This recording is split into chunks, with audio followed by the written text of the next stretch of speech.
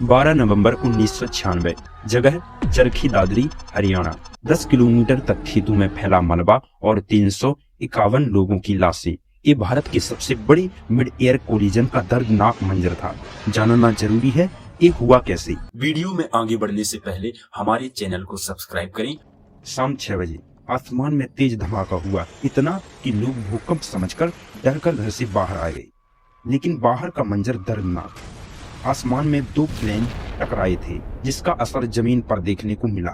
लाशें इतनी कि दादरी का सरकारी अस्पताल परिसर छूटा पड़ गया।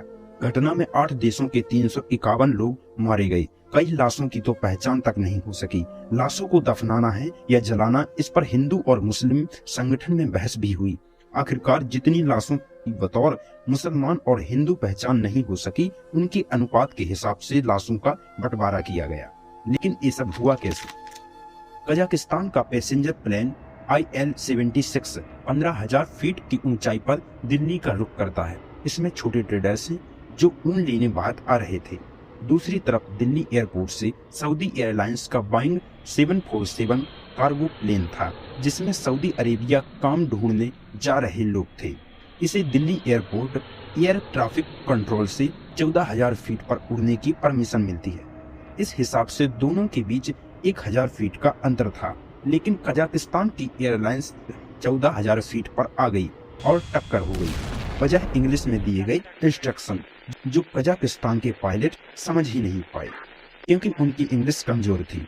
इस इंसिडेंट के बाद एविएशन इंडस्ट्री में काफी बदलाव हुए। पहला ये कि फ्लाइट में TCAS यानी ट्रैफिक कोलिजन अवॉइडेंस सिस्टम लगाई गई, क्योंकि पहले प्लेन की बीच की वर्टिकल डिस्टेंस यानी हाइट का पता ही नहीं चल पाता था।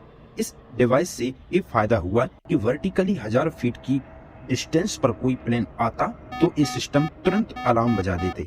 दूसरा, पायलट के लिए इंटरनेशनल लेवल पर इंग्लिश कंपल्सरी कर दी गई। तीसरा, जब ये हादसा हुआ तो दिल्ली एयरपोर्ट का रनवे सिर्फ 1 वे था।